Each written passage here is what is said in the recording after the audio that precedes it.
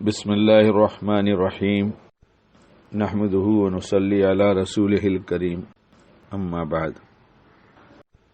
صحبت کا اثر بہت اچھا بھی پڑتا ہے اور بہت خراب بھی۔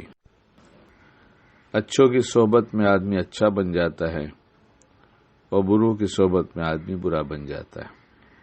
اب ہم دیکھیں کہ ہم کس کے ساتھ رہتے ہیں، اچھوں کے ساتھ یا بروں کے ساتھ۔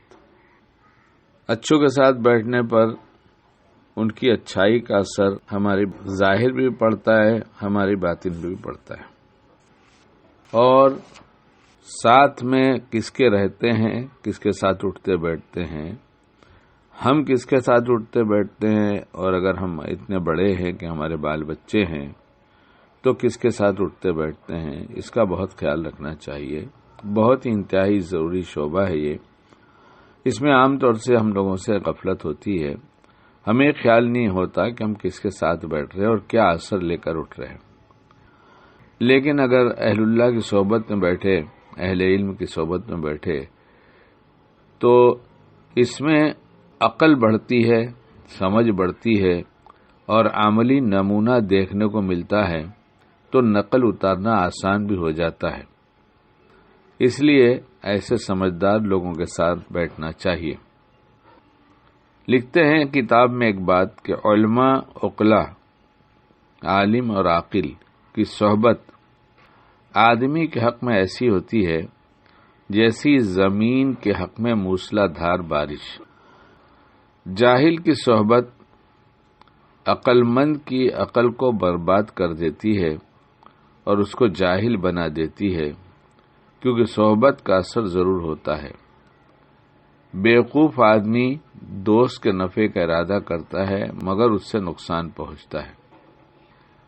احمق کی صحبت سے بچنا چاہیے، یعنی وہی بیوقوف، اور اس کی صحبت کا اثر انجام کے اعتبار سے وحشت اور جدائی ہے۔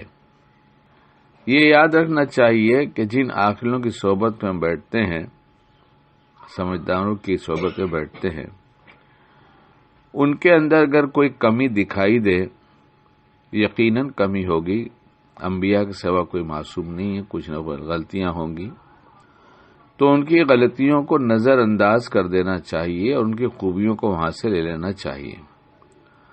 جیسے بازار میں بہت دھوکہ ہے، ہر آدمی جانتا ہے دھوکے کی جگہ ہے، تو ایسی جگہ پر اصلی نقلی مال ہے، سچ اور جھوٹ ہے، دھوکہ اور فریب ہے۔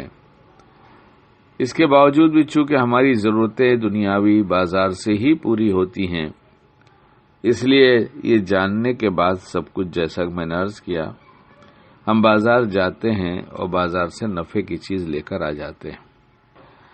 اسی طرح سے اگر کسی کے پاس ہم جاتے ہیں اور تجربے سے یہ پتہ چلتا ہے کہ ان کے پاس بیٹھنے سے ہمیں نفع ہو رہا ہے کہ ہماری طبیعت دین کی طرف چلنے لگی، بھلے اعمال کی طرف چلنے لگی، فکر آخرت بڑھ گئی، برائی سے طبیعت گھبرانے لگی، برائی کرنے کو جی چاہتا ہے، نفس کھینچتا ہے، لیکن ایسے اچھوں کی صحبت میں جو اپنے آپ کو برائیوں سے بچاتے ہیں، ان کے پاس جانے سے ہماری طبیعت میں بھی رکاوٹ پیدا ہونے لگی کہ ہم برے کام کیسے کریں، اللہ کے سامنے حاضر ہونا ہے، یعنی فکر آخرت بڑھ گئی، اللہ کے دیکھنے کا استحضار بڑھ گیا۔ اگر کسی کی صحبت میں یہ سب فائدہ ہو رہا ہے اور اس کے باوجود اس آدمی کے اندر کوئی کمی بھی دکھائی دے رہی ہو تو اس کمی کو نظر انداز کر کے وہاں سے نفع اٹھا لینے کی کوشش کرنا چاہیے، جسے بازار سے نفع لے کر آتے ہیں، اور ان کی اس کمی کے لیے دعا بھی کرتے رہنا چاہیے کہ اللہ جو ظاہر کی کمی ہمیں دکھائی دے رہی ہے، اتنے اچھے آدمی ہیں، ان کی یہ کمی بھی دور کر دیجیے۔ اس دعا کی برکت سے ہمارے لیے فرشتے دعا کریں گے، ہماری کمی دور ہو جائے گی۔ اللہ ہمیں اچھے لوگوں کے ساتھ بیٹھنے کی توفیق عطا فرمائے۔